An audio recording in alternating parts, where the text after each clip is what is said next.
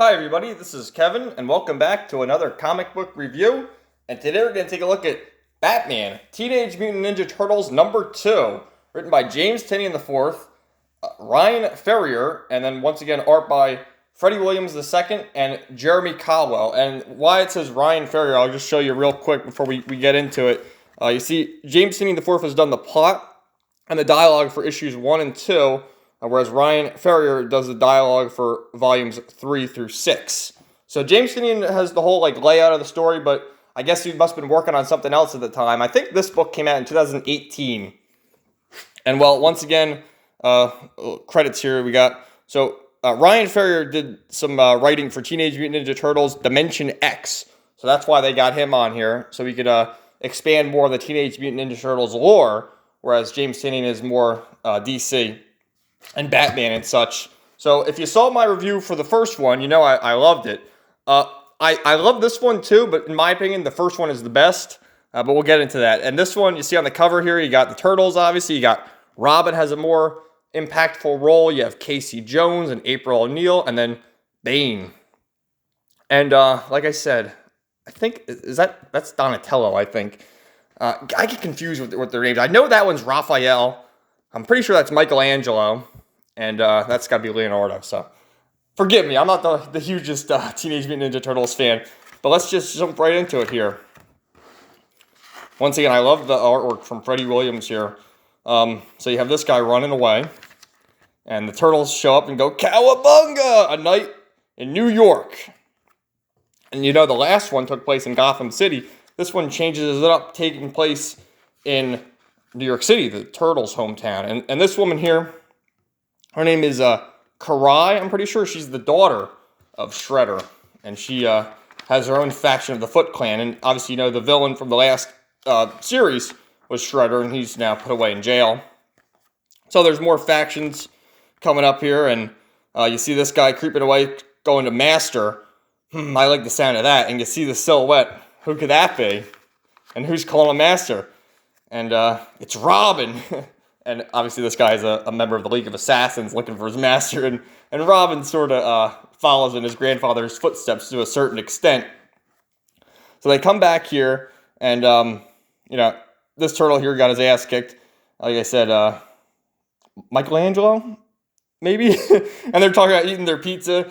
And really, they established that he's the weakest of all the turtles. You know, Raphael is the strongest, and all the others are, pretty powerful themselves. And he's sort of the brains of the Turtles.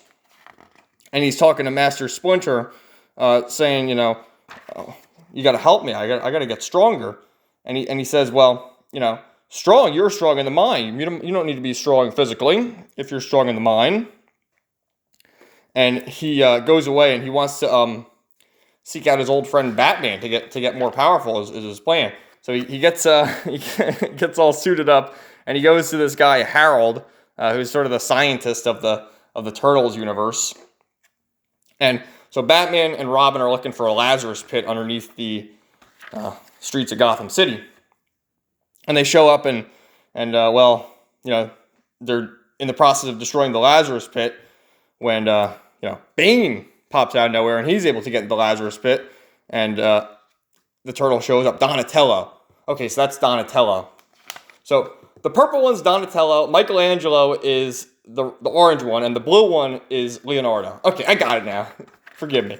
So Bane shows up in the Turtles universe, and Batman recruits this has a proposition for Ra's al Ghul and says, you got to help me here. This is your problem. The Lazarus pit, that's your problem. So you got Mr. Freeze showing up. Donatello and Robin team up to take on Mr. Freeze. And then it has more, like I said, the characters expand here. You got Batgirl. Later on in the book, Dick Grayson shows up. And it's cool to see more heroes showing up. And then you got Bebop and Rocksteady, who are villains from the Turtles universe.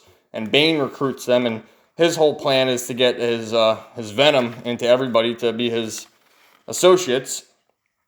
And Donatello brings Batman back to... Batman and Robin to their home in the sewers, and Master Splinter bows to Batman. You see he's bowing. Batman puts his hands together, bowing, showing respect.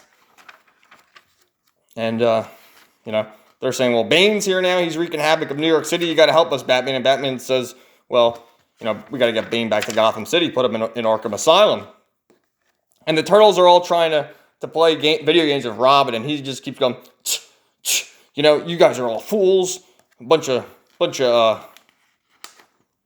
grown-up babies. And then they're making fun of Robin, saying, what are you, 8? And Robin just keeps going, That's like his little sound effect that I imagine he does, because he's so arrogant, but you gotta love him. And so Robin is just getting pissed off. He's fighting with Raphael. They're fighting to the death. And April says, whoa, guys, call it a draw here. And then they're saying, oh, we're just getting warmed up. Bam, bam, bam. And you just blow for blow, matching each other while one of the turtles is stuffing it. They're all just watching. You have Casey and April. And then the other turtles stuffing their face with popcorn, just watching the complete carnage. And then Batman says, enough already. Stand down. And they're after the Dr. Harold here, who is creating more venom. And you see, he made Rocksteady and Bebop, gave them the Bane venom, and they're going after our friends here, Batman, Robin, and the Turtles. And they're so much more powerful. Harold actually takes some of the venom too and turns them into, some sort of insect. And Bane shows up. I just love the proportions of Bane. Like, look how small his head is and his arms, and it's like, wow. Craziness. Now, like I said, I'm not the hugest Teenage Mutant Ninja Turtles fan, but from what I see here, Casey Jones, like, he should be more of a badass. He's just sitting on the sidelines here. I mean, he has all these weapons back there, and he's just sitting there with April. And I get she's like the brains of the operation, and he's just kind of sitting in the back going, oh, what do we do? What should we do, April? And it's kind of stupid. I feel like he should be in the battles more. But whereas Volume 1 had more of a drama to it, this is all like action, boom, boom, boom, just going at it. I love Shredder there, kicking Bane. Like I said, look at his head in proportion to his whole body. I just think it's so great. And they're going at it. Shredder is, the building that they're fighting on, it collapsed and really trapped Shredder in there. And they think that he's left for dead. So they regroup and they're like, oh no, our father, he's gone. And it's really quite a sad moment here. And so Corey, who is the daughter of Shredder, is trying to get her forces, the Foot Clan, to fight. However, most of the Foot Clan has already gone to Bane's side. And I love this, for Bane puts his mask over the Statue of Liberty, and he wants to give the venom to all the citizens of New York and all the main cities.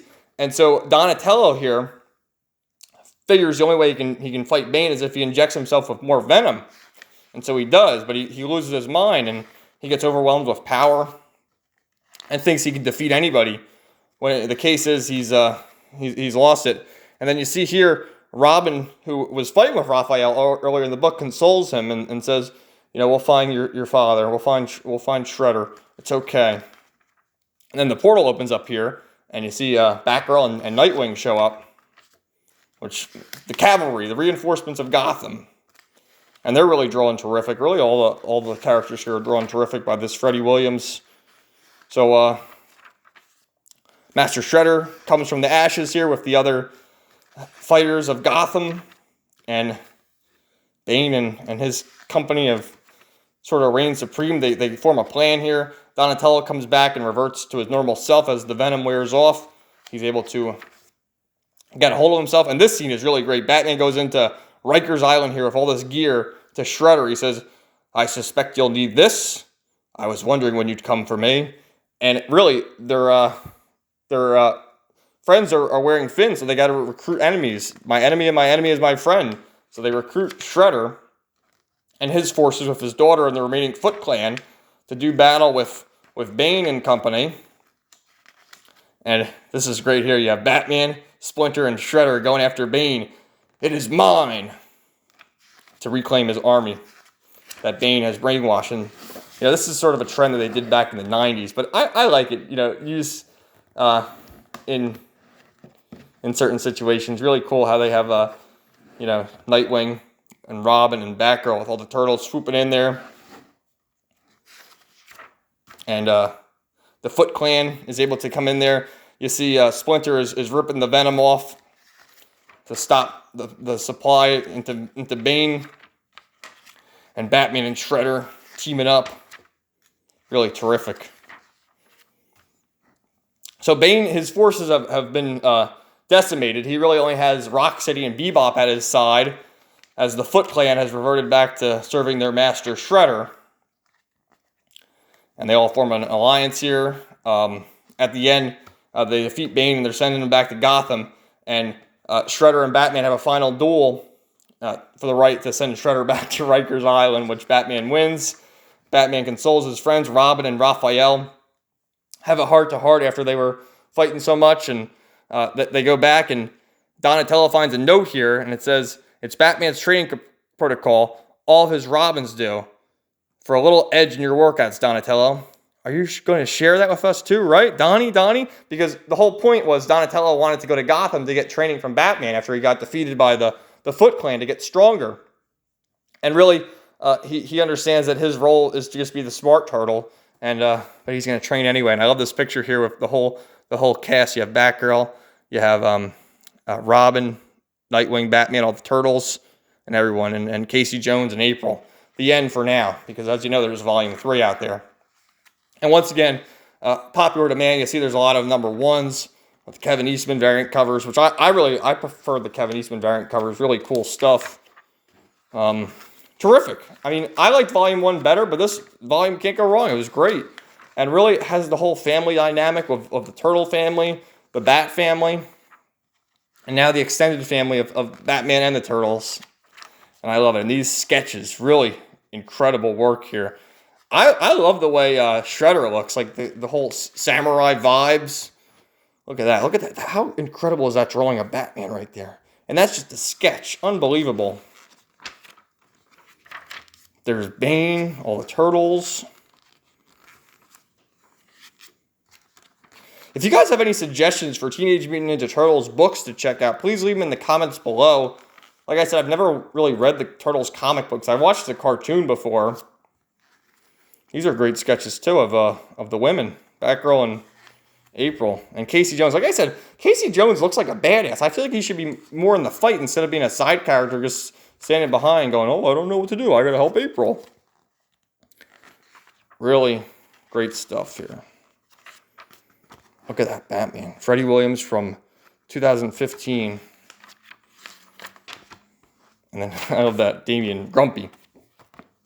So thanks for watching, everybody. Like I said, another long video, but a lot of stuff to get to. These are really terrific comics, and after reading this, I gotta seek out Volume 3 and check that out. So thanks for watching, everybody. Let me know your thought in the comments down below, and stay tuned for more comic book reviews coming soon.